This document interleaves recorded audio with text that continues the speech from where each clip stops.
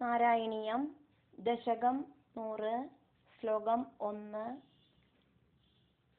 അഗ്രേ പശ്യാമി തേജഃ നിബിഡതരകളായാവലീലോപനീയം പീയൂഷ ആപ്ലാവിതഃ അഹം തദനു തദുദരേ ദിവ്യകൈശോരവേഷം താരുണ്യ ആരംഭരമ്യം പരമ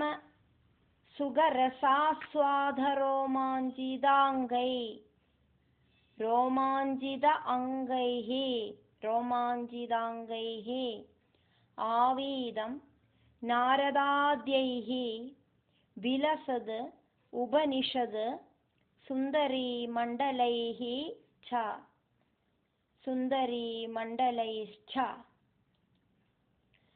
അഗ്രേ പശ്യാമി തേജോ നിബിഡതരകളായാവലീലോപനീയം പീയൂഷാപ്ലാവിതോഹം തദനു തദുദരേ ദിവ്യകൈശോരവേഷം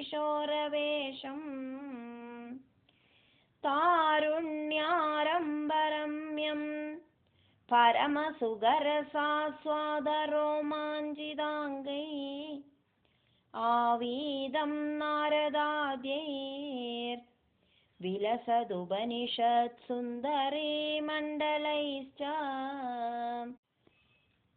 നാരായണീയം ദശകം 100 ശ്ലോകം 2 നീലാഭം കുഞ്ചിതാഗ്രം ഘനമമലതരം സംയതം ചാരുഭംഗ്യാ നീലാഭം കുഞ്ചിതാഗ്രം ഘനമമലതരം സംയതം ചാരുഭംഗ്യാ രത്ന ഉത്തംസ അഭിരാമം രത്നോത്തംസാഭിരാമം വലയിതം ഉദയചന്ദ്രകൈഃ പിഞ്ചജാലൈഃ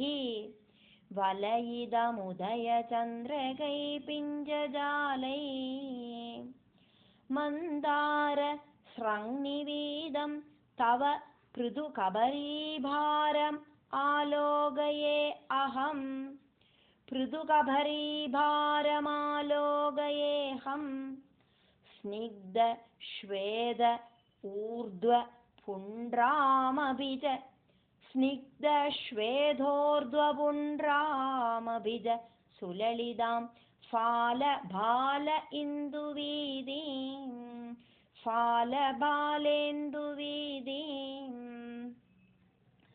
നീലാഭം കുഞ്ചിതാഗ്രം ഘനമമലതരം സംയതം ചാരുഭംഗ്യാ രത്നോത്തംസാഭിരാമം വലയിതമുദയചന്ദ്രകൈഃ പിഞ്ചജാലൈഃ മന്ദാരസ്രഗ്നിവേദം തവ പൃഥുകബരീഭാരമാലോകയേഹം സ്നിഗ്ധശ്വേതോർധ്വപുണ്ട്രാമഭിജ സുലളിതാം ഫാലഭാലേന്ദുവീദീം.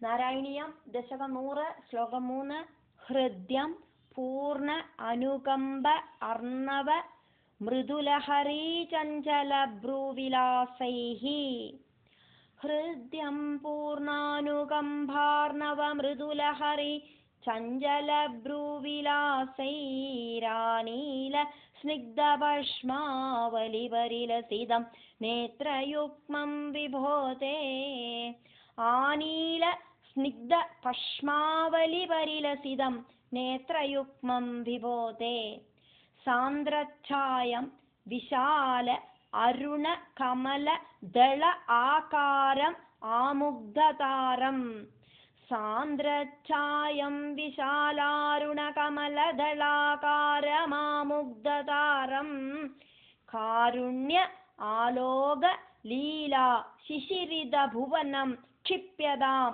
മയി അനാഥേ कारुण्यालोकलीला शिशिरिदभुवनं क्षिप्यतामय्यनादे हृद्यं पूर्णानुकम्भार्णवमृदुलहरे चञ्चलभ्रूविलासैरानीलस्निग्धपश्माफलिपरिलसितं नेत्रयुग्मं विभोते सान्द्रच्छायं विशालारुणकमलदलाकारम् आमुग्धतारं कारुण्यालोकलीला शिशिरिदभुवनं क्षिप्यतामय्यनादे നാരായണീയം ദശകം 100 ശ്ലോകം 4 ഉത്തുംഗോല്ലാസിനാസം ഹരിമണിമുകുര പ്രോല്ലസദ്ഗണ്ഡപാളീവ്യാലോലത് കർണപാശ അഞ്ചിത മകരമണീകുണ്ടലദ്വന്ദ്വദീപ്രം ഉന്മീലദന്തപംക്തി സ്ഫുരത് അരുണ തരച്ഛായ ബിംബ അധരാന്തഃ പ്രീതി പ്രസ്യന്തി മന്ദസ്മിത മധുരതരം വക്ത്രം ഉദ്ഭാസതാമേ ഉത്തുംഗോല്ലാസിനാസം ഹരിമണിമുകുര പ്രോല്ലസദ്ഗണ്ഡപാളീവ്യാലോലത് കർണപാശ അഞ്ചിതമകരമണീ കുണ്ടലദ്വന്ദ്വദീപ്രം ഉന്മീലദന്തപംക്തി സ്ഫുരത് അരുണ തരച്ഛായ ബിംബ അധരാന്തഃ ബിംബാന്തരാന്തഃ പ്രീതി പ്രസ്യന്തി മന്ദസ്മിതം മധുരതരം മന്ദസ്മിതമധുരതരം വക്ത്രമുദ്ഭാസതാമേ ഉത്തുംഗോല്ലാസിനാസം ഹരിമണിമുകുര പ്രോല്ലസദ്ഗണ്ഡപാളീ വ്യാലോലത്കർണപാശാഞ്ചിതമകരമണി കുണ്ടലദ്വന്ദ്വദീപ്രം ഉന്മീലദന്തപംക്തി സ്ഫുരധരുണധരച്ഛായ ബിംബാധരാന്ത പ്രീതി പ്രസ്യന്തി മന്ദസ്മിതമധുരതരം വക്ത്രമുദ്ഭാസതാമേ നാരായണീയം ദശകം 100 ശ്ലോകം 5 ബാഹുദ്വന്ദ്വേന രത്ന ഉജ്ജ്വല വലയഭൃത ശോണപാണി പ്രവാളേന ഉപാത്താം വേണുനാളീം പ്രസൃത നഖമയൂഖ അങ്കുലീസങ്കഷാരാം ബാഹുദ്വന്ദ്വേന രത്നോജ്വലവലയഭൃത ശോണപാണി പ്രവാളേനോപാതാം വേണുനാളീം പ്രസൃത നഖമയൂഖാങ്കുലീസങ്കഷാരാം കൃത്വാ വക്രാരവിന്ദേ സുമധുരവികസദ്രാഗമുദ്ഭാവ്യമാനൈഃ കൃത്വാ വക്രാരവിന്ദേ സുമധുരവികസദ്രാഗമുദ്ഭാവ്യമാനൈഃ ശബ്ദബ്രഹ്മ അമൃതൈഃ ത്വം ശബ്ദബ്രഹ്മാമൃതൈസ്ത്വം ശിശിരിദഭുവനൈഃ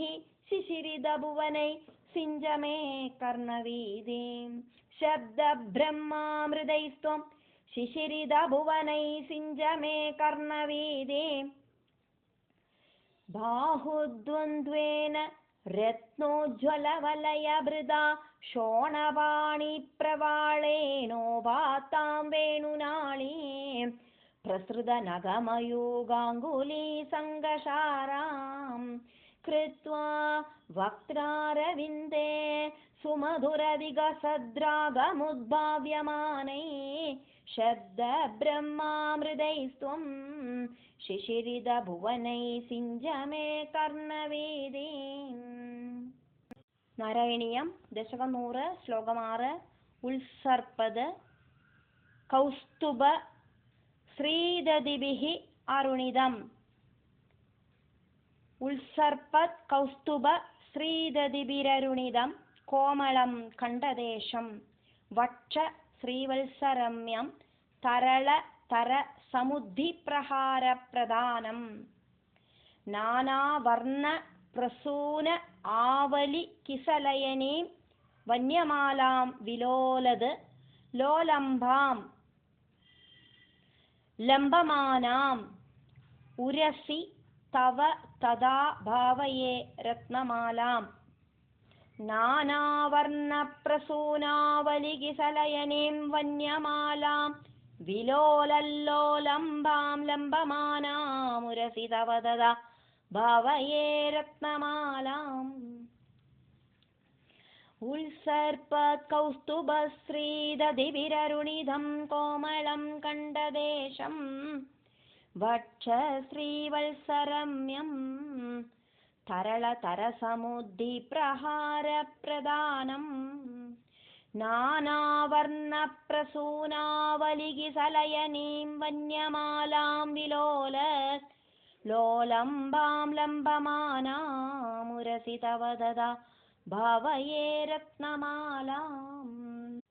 നാരായണീയം ദശകം 100 ശ്ലോകം 7. അംഗേ പഞ്ച അംഗരാഗൈഃ അതിശയ വികസത് സൗരഭ ആകൃഷ്ടലോകം. അംഗേ പഞ്ചാംഗരാഗൈരതിശയ വികസത് സൗരഭാകൃഷ്ടലോകം. ലീന അനേക ത്രിലോകീവിദധിം അഭി ലീനാനേകത്രിലോകീവിദധിമഭികൃശാം ബിഭ്രതം മദ്യവല്ലീം ശക്ര അശ്മ ന്യസ്ത തപ്ത ഉജ്ജ്വല കനകനിഭം. ശക്രാശ്മന്യസ്തതപ്തോജ്വല കനകനിഭം പീതചേലം ദദാനം. ധ്യായാമഹ ദീപ്തരശ്മി സ്ഫുടമണിരശനാ കിങ്കിണീമണ്ഡിതം ത്വാം. ധ്യായാമോ ദീപ്തരശ്മി സ്ഫുടമണിരശനാ കിങ്കിണീമണ്ഡിതം ത്വാം. അംഗേ പഞ്ചാംഗരാഗൈരതിശയ വികസത് സൗരഭാകൃഷ്ടലോകം. ലീനാനേകത്രിലോകീ വിദധിമഭികൃശാം ബിഭ്രതം മദ്യവല്ലീം ശക്രാശ്മന്യസ്തതപ്തോജ്വലകനകനിഭം പീതചേലം ദദാനം. ധ്യായാമോ ദീപ്തരശ്മി സ്ഫുടമണിരശനാ കിങ്കിണീമണ്ഡിതം ത്വാം. നാരായണീയം ദശകം 100 ശ്ലോകം 8. ഊരു ചാരു തവ ഊരു തവോരു ഘനമസൃണരുജൗ ചിത്തചോരൗ രമായാഃ. വിശ്വക്ഷോഭം വിശങ്ക്യ ധ്രുവം അനിശം ഉഭൗ. ധ്രുവമനിശമുഭൗ പീതചേല ആവൃത അങ്കൗ. പീതചേലാവൃതാങ്കൗ. ഊരു ചാരു തവോരു ഘനമസൃണരുജൗ ചിത്തചോരൗ രമായാ. വിശ്വക്ഷോഭം വിശങ്ക്യ ധ്രുവമനിശമുഭൗ പീതചേലാവൃതാങ്കൗ.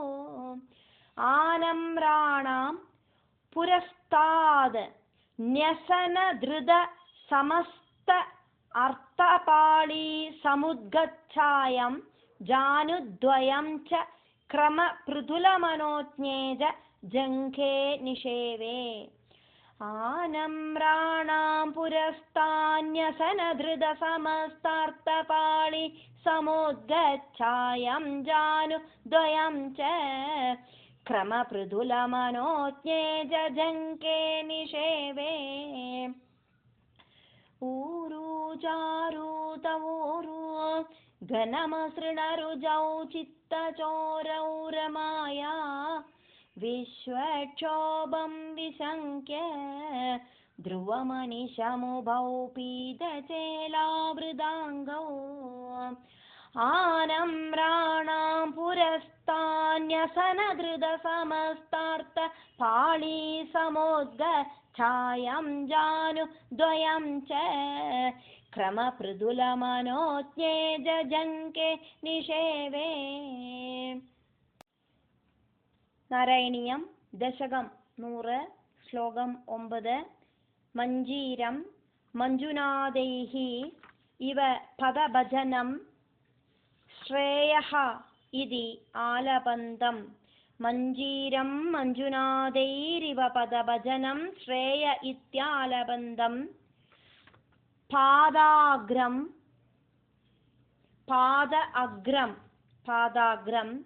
ഭ്രാന്തിമജ്ജത് പ്രണത ജന മനോ മന്ദര ഉദ്ധാരകൂർമ്മം.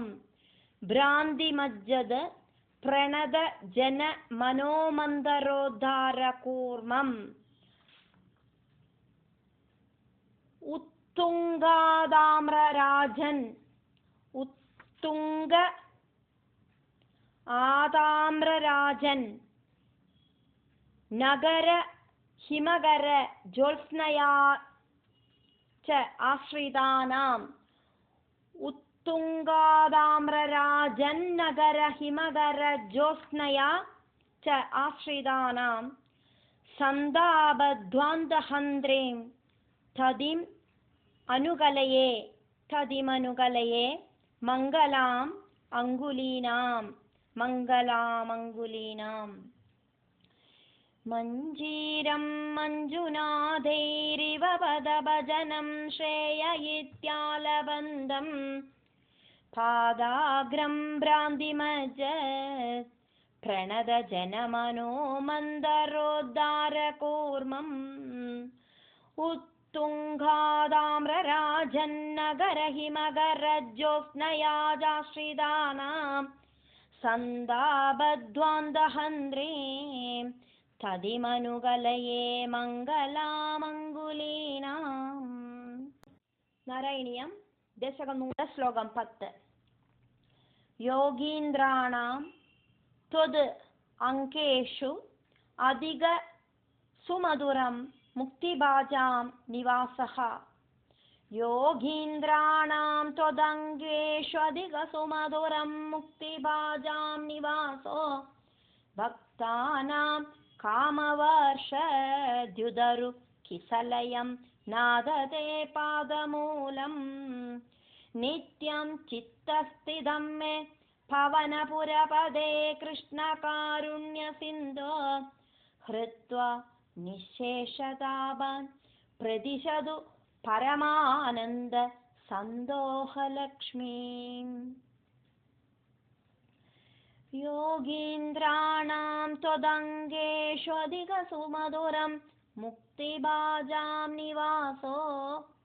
ഭക്താനാം കാമവർഷദ്യുതരു കിസലയം നാദതേ പാദമൂലം. നിത്യം ചിത്തസ്ഥിതം മേ ഭവനപുരപദേ കൃഷ്ണകാരുണ്യസിന്ധോ. ഹൃത്വാ നിശേഷതാപാൻ പ്രതിശതു പരമാനന്ദ സന്തോഹലക്ഷ്മീം. നാരായണീയം ദശകം 100 ശ്ലോകം 11 അജ്ഞാത്വാ തേ മഹത്വം യദിഹ നിഗദിതം വിശ്വനാഥ ക്ഷമേധാ. സ്തോത്രം ചൈതത് സഹസ്ര ഉത്തര അധികതരം സഹസ്രോത്തരമധികതരം ത്വദ് പ്രസാദായ ഭൂയാത്. അജ്ഞാത്വാ തേ മഹത്വം യദിഹ നിഗദിതം വിശ്വനാഥ ക്ഷമേധാ. സ്തോത്രം ചൈതത് സഹസ്രോത്തരമധികതരം ത്വത്പ്രസാദായ ഭൂയാത്.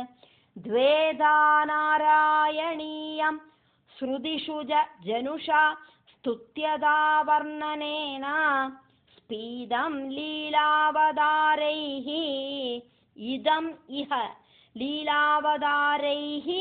ഇദം ഇഹ കുരുതാം. ആയുരാരോഗ്യ സൗഖ്യം സ്പീദം ലീലാവതാരൈരിദമിഹ കുരുതാം. ആയുരാരോഗ്യ സൗഖ്യം. അജ്ഞാത്വാ തേ മഹത്വം यदिह निगदितं विश्वनादक्षमेदा स्तोत्रं चैदसहस्रोत्तरमधिगतरं त्वत्प्रसादाय भूयाद् द्वेधा नारायणीयं श्रुतिषु जजनुषा स्तुत्यदा वर्णनेन स्फीदं लीलावतारैरिदमिह कुरुदामायुरारोग्यसौख्यम् आयुरारोग्यसौख्यम् आयुरारोग्यसौख्यम्